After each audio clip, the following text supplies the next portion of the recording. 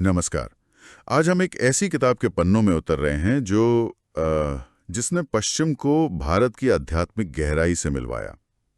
परमहंस योगानंद की एक योगी की आत्मकथा। तो आज हमारी कोशिश रहेगी कि योगानंद जी के इस कमाल के जीवन से कुछ ज़रूरी बातें, कुछ ज्ञान निकालें, समझें कि कैसे उनके अनुभव बने और शायद हमारे लिए भी इसमें कुछ सीखने को हो। तो चलिए शुरू करते हैं।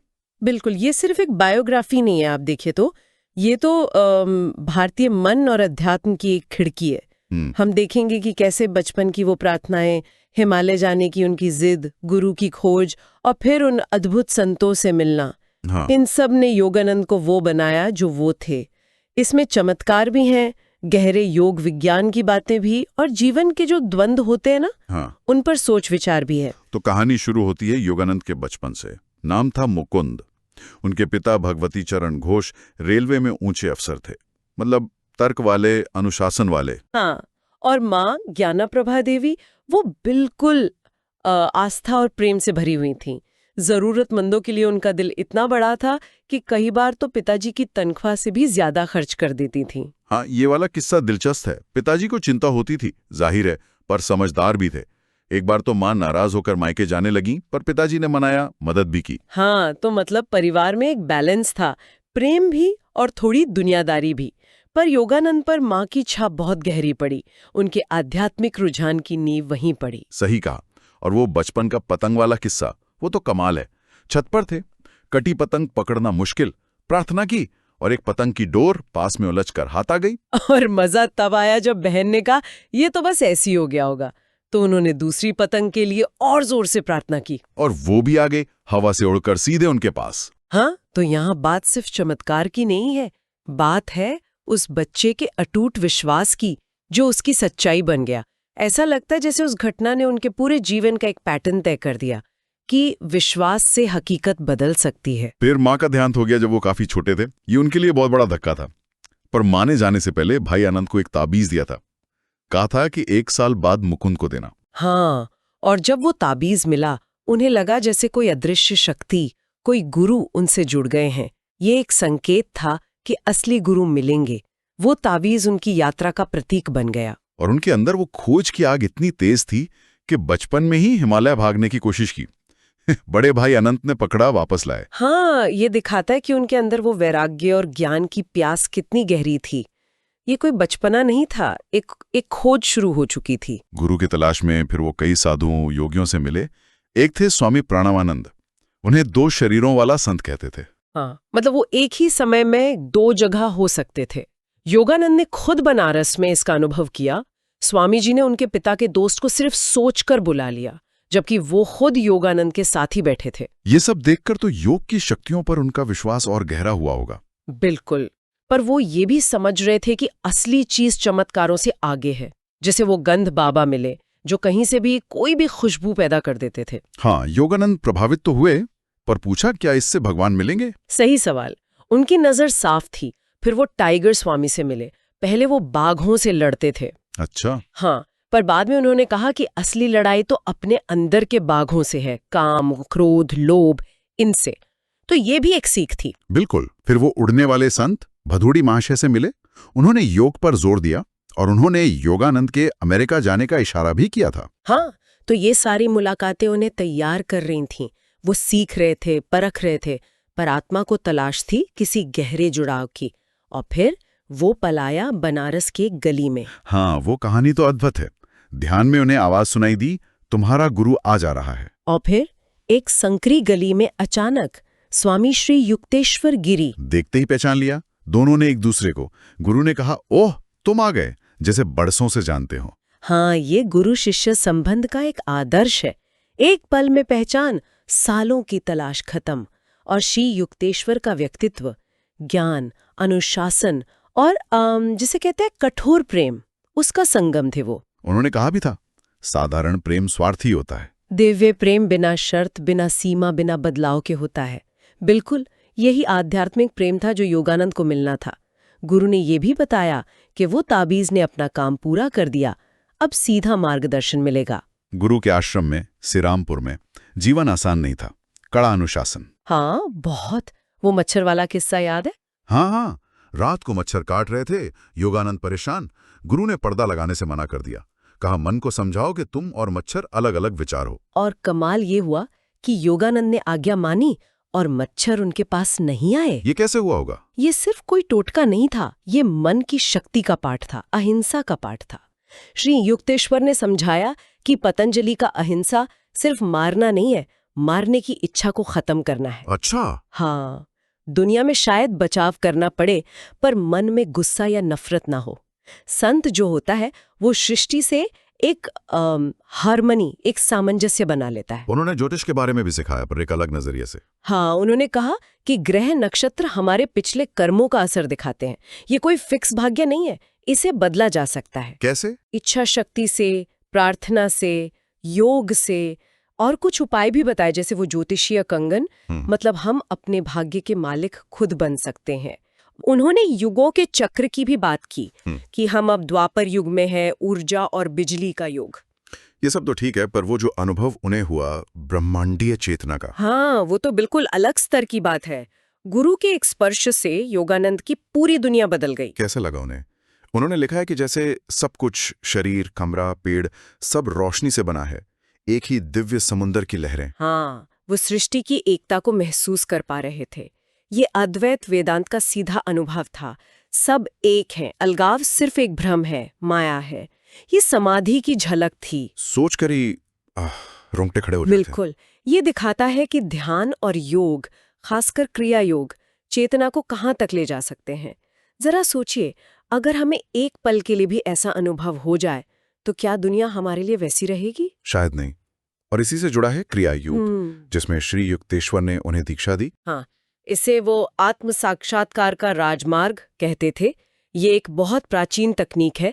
कहते हैं महावतार बाबा जी ने इसे फिर से दुनिया को दिया, लाहिड़ी महाशय के जरिए। लाहिड़ी महाशय तो गृहस्थ थे ना? हाँ बिल्कुल, यही इसकी खास बात है। ये योग घर परिवार में रहते हुए भी किया जा सकता है। तो क्रिया योग है क्या असल में? कैसे काम करता है? देखिए, इसे प्राण ऊर्जा यानी हमारी जीवन शक्ति और सांस के नियंत्रण का विज्ञान बताया गया है। सांस को मन का तूफान मानते हैं। सांस शांत तो मन शांत। अच्छा। क्रिया योग में कुछ खास तकनीकें हैं जिनसे प्राण ऊर्जा को रीढ़ की हड्डी के सहारे ऊपर मस्तिष्क की ओर ले जाया जाता है। इससे चेतना का विकास बहुत तेजी से होता है, ऐसा माना जाता है। कितना तेज? कहा जाता है कि 1 मिनट की क्रिया का अभ्यास आत्मा को 1 साल के सामान्य आध्यात्मिक विकास के बराबर आगे ले जा सकता है। ये शरीर मन की सीमाओं से ऊपर उठकर आत्मा को ब्रह्मांड से जोड़ने का एक तरीका है। ये तो कमाल की बात है। फिर गुरु की प्रेरणा से योगानंद ने रांची में एक स्कूल खोला। हाँ, 1917 में सिर्फ 7 बच्चों से शुरू किया था, ब्रह्मचर्य विद्यालय। वहां मॉडर्न पढ़ाई के साथ योग, ध्यान और एक खास तकनीक योगोदा सिखाई जाती थी। बाद में वो एक बड़े महल में शिफ्ट हो गया। वहां का एक किस्सा बहुत भावुक है, वो हिरन के बच्चे वाला। हाँ, योगानंद उस बच्चे से बहुत प्यार करते थे।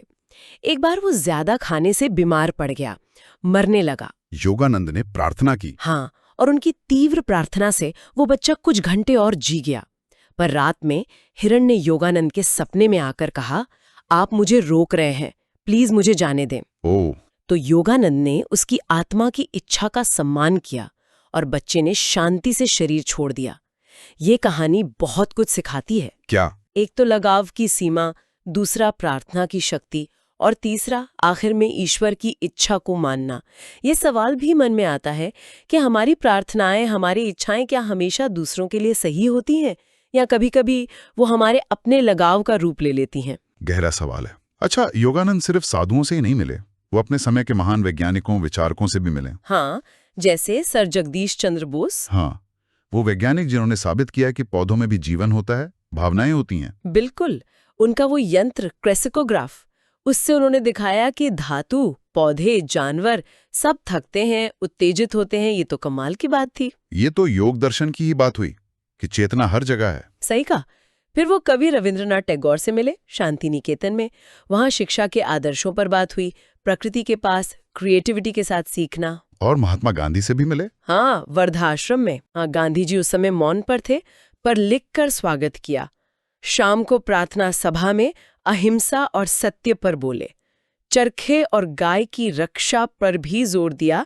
गाय को करुणा का प्रतीक मानते थे। गांधी जी की अहिंसा आज भी कितनी जरूरी है ये बात। बिल्कुल। और ये सिर्फ शारीरिक हिंसा ना करना नहीं है, मन से, वचन से, कर्म से किसी को चोट ना पहुंचाना। ये सोचने वाली बात है कि हम इसे अपने जीवन में कैसे उतार सकते हैं। फिर भारत से बाहर भी उनकी मुलाकातें हुई।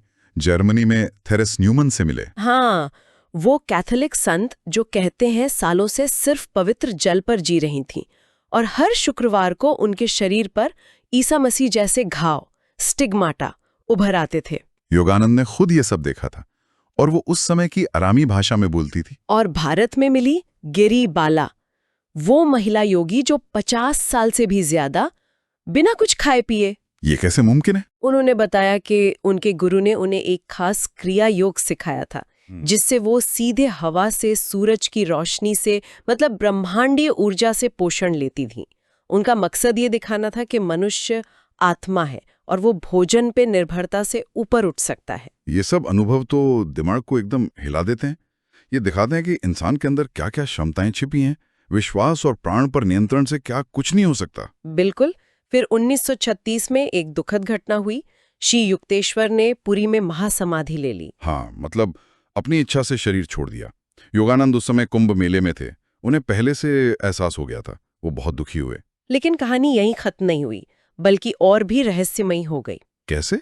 महासमाधि के कुछ हफ्तों बाद बॉम्बे के एक होटल रूम में श्री युक्तेश्वर अचानक योगानंद के सामने आ गए, सर शरीर। क्या? ये कैसे हो सकता है?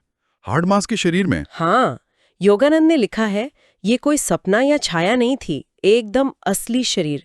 ये तो मतलब रोंगटे खड़े करने वाली बात है। फिर क्या हुआ? गुरु ने क्या कहा? श्री युक्तेश्वर ने बताया कि वो अब एक ऊंचे सूक्ष्म लोक में है, हिरण्य लोक में। वहां वो आगे बढ़ी हुई आत्माओं की मदद कर रहे हैं। उन्होंने सूक्ष्म लोक, एस्ट्रल वर्ल्ड और कारण लोक, कॉजल वर्ल्ड के बारे में समझाया। ये क्या होते हैं? ये वो अदृश्य दुनिया है जहां आत्माएं मरने के बाद जाती हैं, अपने कर्मों का फल भोगती हैं, फिर या तो वापस जन्म लेती हैं या और ऊंचे लोकों में जाती हैं जब तक कि पूरी तरह मुक्त ना हो जाएं। उन्होंने बताया कि सूक्ष्म लोक हमारी इस दुनिया से कहीं ज्यादा सुंदर और आजाद है। वहां सोचो और चीज हाजिर। हाँ, और कारण लोक तो और भी सूक्ष्म है, सिर्फ विचारों का। आत्मा की असली मुक्ति तब होती है जब वो इन सारे पर्दों, स्थूल, सूक्ष्म, कारण शरीर सबसे परे चली जाती है और परमात्मा में मिल जाती है। ये पुनरुत्थान और लोकों की बातें, ये तो मृत्यु के बारे में हमारी सारी समझ को चुनौती देती हैं। बिल्कुल, ये चेतना की अमरता पर जोर देती हैं कि जीवन सिर्फ इस शरीर तक सीमित नहीं है, और सबसे बड़ी बात कि गुरु का मार्गदर्शन मृत्यु के बाद भी जारी रह सकता है। ये हमें जीवन, मृत्यु, आत्मा की यात्रा, इन सब पर बहुत गहराई से सोचने पर मजबूर करता है। फिर महाअवतार बाबा जी की प्रेरणा और गुरु के आशीर्वाद से योगानंद जी अमेरिका गए 1920 में। हाँ, बॉस्टन में एक धर्मों की कांग्रेस में बुलाया गया था। कहते हैं बाबा जी ने खुद दर्शन देकर कहा था कि पश्चिम में क्रिया योग फैलाने के लिए वही चुने गए हैं। उनका मकसद सिर्फ योग सिखाना नहीं था, है ना? नहीं, बिल्कुल नहीं। वो पूरब और पश्चिम के बीच एक आध्यात्मिक पुल बनाना चाहते थे। वो चाहते थे कि लोग ईश्वर को महसूस करें अपने अंदर और उसी अनुभव से सच्ची विश्व बंधुत्व की भावना पैदा हो। अमेरिका में उन्होंने सेल्फ रियलाइजेशन फेलोशिप SFF की स्थापना की।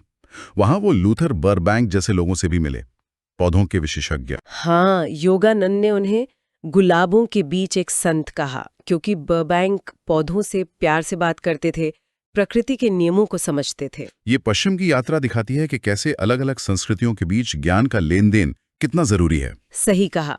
भारत का ये प्राचीन ज्ञान आज की दुनिया के लिए भी उतना ही मायने रखता है, और सत्य की खोज में दुनिया भर के लोग एक साथ आ सकते हैं। तो एक योगी की ये कहानी, ये सिर्फ चमत्कारों का कलेक्शन नहीं है। ये हमें गुरु की शक्ति दिखाती है, आत्म अनुशासन का महत्व बताती है, क्रिया योग जैसी तकनीकों की क्षमता दिखाती है, और सबसे बढ़कर हमारी अपनी चेतना की अनंत संभावनाओं के द्वार खोलती है। बिल्कुल सही कहा। और योगानंद का जीवन ये भी दिखाता है कि सच्ची आध्यात्मिकता के लिए दुनिया छोड़ने की जरूरत नहीं है। इसे दुनिया में रहते हुए अपनी जिम्मेदारियां निभाते हुए भी जिया जा सकता है, जैसे लाहिड़ी महाशय ने किया, जैसे योगानंद ने खुद किया। ये हमें अपने अंदर की ताकत को पहचानने और अपनी सच्चाई की खोज में लगने की प्रेरणा देता है, चाहे हमारा रास्ता कोई भी हो। और अब अंत में एक सवाल सबके लिए सोचने को छोड़ते हैं। योगानंद के जीवन की इस पूरी यात्रा और इन गहरी शिक्षाओं को जानने के बाद ऐसी कौन सी एक सीख या सिद्धांत है जिसे हम अपने जीवन में उतारने की कोशिश कर सकते हैं या जिस पर और गहराई से सोच सकते हैं? वो क्या है जो हमारी अपनी आत्म खोज की राह को रोशन कर सकता है?